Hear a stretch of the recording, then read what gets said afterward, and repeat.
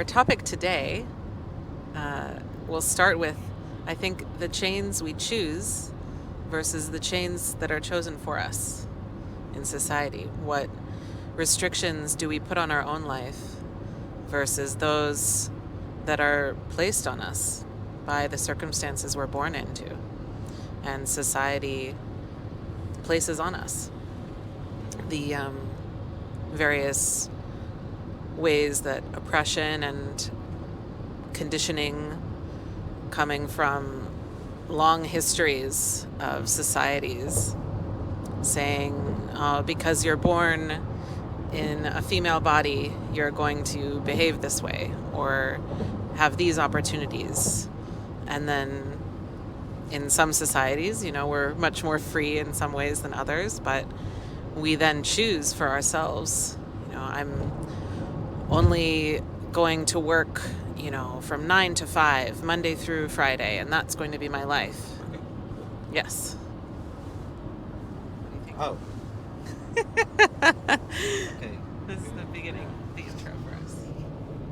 So, the chains that we put ourselves and the chains which are imposed on us. See, the problem here is that how we identify ourselves, right? If my personal understanding of my own identification has been borrowed from the outward, like from the creed, from the class, from the language, from the religion, from the race, right? These are the outward factors, right? So when you borrow that identity from the outward factors and you do not know what is your real identity, who you are, well, this is why I say it a borrowed identity, because it does not tell me about myself. It tells me about, okay, I belong to this and I am not this, right? That is the problem. Now, telling about the chains, when we have borrowed that identity from a particular society or from a particular group, right, we see our survival in that compartment. So we shrink the spectrum, broad spectrum of life to that narrow version of our identity. Now, to survive in that circle, certainly that society will put some sort of codes of conduct or some discipline, or like in the modern times we see all this jurisprudence and the different laws, right, to regulate that mass of people who have chosen for an abstract identity. So for my that survival, I'll have to follow that mass. No matter how good I am in keeping up my relationship with this abstract community or survival, still I feel that emptiness in my side that, oh, I am something else. This is what I am doing, but I myself, I'm something. Now, these are the chains which have been enforced by the society, by the parents, by your educational system, by your economic system, by your political system. Like, democracy in the name of freedom puts chains on the humans also. See, so these are the chains which society has put on the humans. And then there are the chains which are self-created. And these are mostly about our own fears. I remember a story, my own story, that how I changed myself. In the childhood, every childhood, I'm not sure that these future generations going to play hide and seek or not, but when I was growing up, we were playing hide and seek. So once we are playing, and I, I had to hide. And the best place was the room of my grandma, where she was praying. And because these were the old times, so no kid would dare to get into the grandma's room.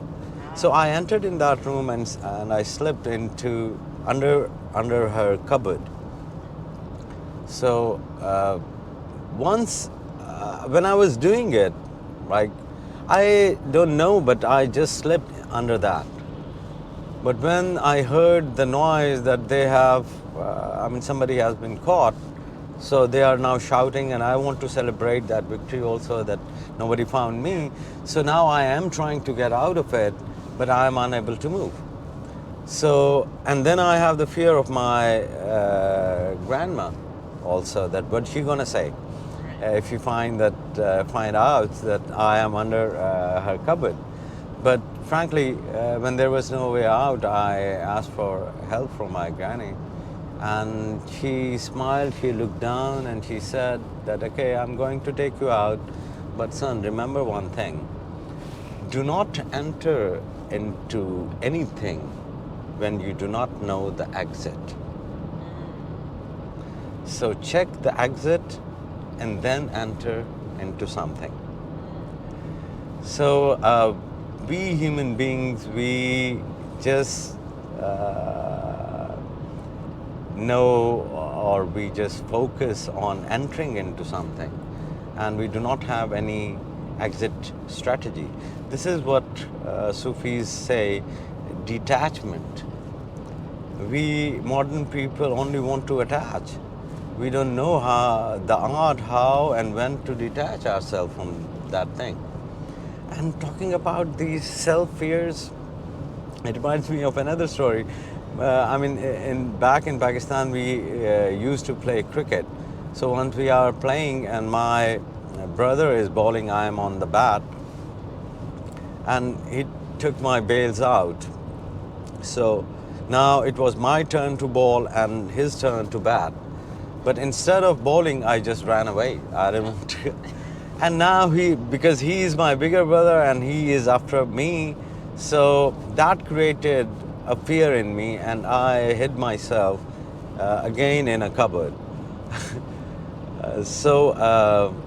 And my parents later told me that they took me out of that cupboard when I was unconscious, and they took me to the hospital.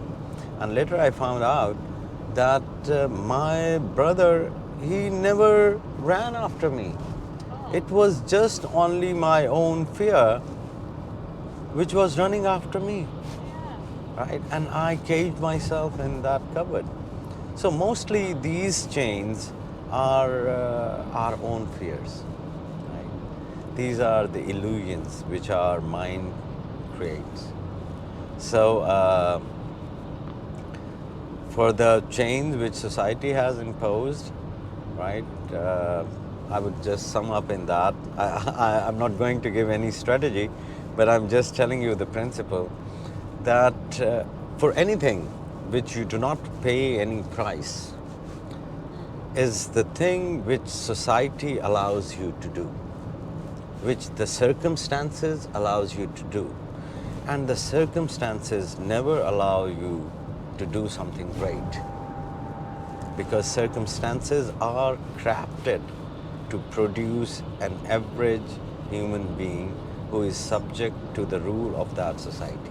So all the great minds, all the great people are those who stand against all these circumstances if they are clear in what they are believing and what they are doing. So that's the thing. Lord does not like copies. He has made everything unique. There is no photostat, and there is no divine photostat at all. Our fingerprints, they are different. You, me, everybody is different. So why I want to be copying someone, or why I get into the business of making my copies? This is so unnatural. So we have to find that very divine uniqueness which Allah subhanahu wa ta'ala has bestowed in every human being. That's the beauty, that's the diversity, and the forces who challenge this are going against the divine's laws, are going against the nature. I hope this gives the answer. Yeah.